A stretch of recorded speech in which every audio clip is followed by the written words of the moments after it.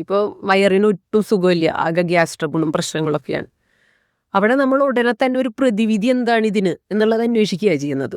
നമുക്കൊരിക്കലും ഒരു എന്താണ് ബുദ്ധി ഉപയോഗിച്ച് ചിന്തിക്കാൻ പറ്റാത്തതുപോലെ ഒരു പ്രോബ്ലം ഉണ്ടാവുമ്പോൾ, ഇപ്പോൾ സ്കൂളിൽ ടീച്ചർ ഒരു ചോദ്യം ചോദിച്ചു, കുട്ടി ആൻസർ പറഞ്ഞില്ല. നെക്സ്റ്റ് നമ്മൾ ചെയ്യുന്നത് ഒരു ചൂരലെടുത്ത് അടി കൊടുക്കലാണ്. എന്തുകൊണ്ട് എന്നുള്ളൊരു ചോദ്യം നമ്മൾ ചെറുപ്പം മുതലേ പഠിക്കാൻ അല്ലെങ്കിൽ ചോദിക്കാനായിട്ട് പഠിക്കുന്നില്ല. എന്തുകൊണ്ട് എന്നുള്ള ചോദ്യം എല്ലായ്പ്പോഴും വളരെ ചെറുതിൽ തന്നെ നമ്മൾ ട്രെയിനിങ്ങിൽ കൊണ്ടുവരുന്ന കുട്ടികളുടെ ഉള്ളിലുണ്ട് വാസ്തവത്തിൽ എന്തുകൊണ്ട് എന്നുള്ളൊരു ചോദ്യം. പക്ഷേ മുതിരും തോറും അത് ചെറുപ്പത്തിലേ തന്നെ അല്ല അന്നൊന്നും ചോദിക്കേണ്ട ആവശ്യമൊന്നുമില്ല, അതൊക്കെ നീ മനസ്സിലാക്കിയാൽ മതി, അതങ്ങനെയാണ് എന്നുള്ള രീതിയിൽ ആ ചോദ്യത്തിന് പ്രസക്തി ഇല്ലാത്ത രീതിയിലുള്ള ട്രെയിനിങ് ചെറുപ്പം തൊട്ടേ എല്ലാവർക്കും കിട്ടും. എന്തുകൊണ്ട് നമുക്ക് നഷ്ടപ്പെടും, എന്തുകൊണ്ട് എന്നുള്ളതിലായിരുന്നു ബുദ്ധിക്കുള്ളൊരു സാധ്യത ഉണ്ടായിരുന്നത്. അത് പോയി. പിന്നെ മുതിർന്നു കഴിഞ്ഞാലോ പനി വന്നു, അപ്പോൾ ആ മരുന്ന് കഴിക്കുക.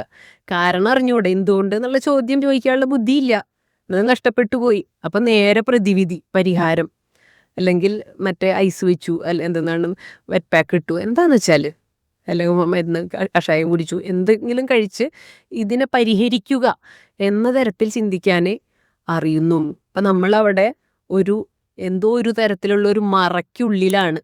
യാഥാർത്ഥ്യത്തെ നമ്മളിൽ നിന്നും മറച്ചിരിക്കുന്നു. ആ മറ മാറണം. ആ മറ മാറുകയാണ് വാസ്തവത്തിൽ ഈ ഫാസ്റ്റിംഗ് പോലെയുള്ളതിൽ സംഭവിക്കുന്നത്.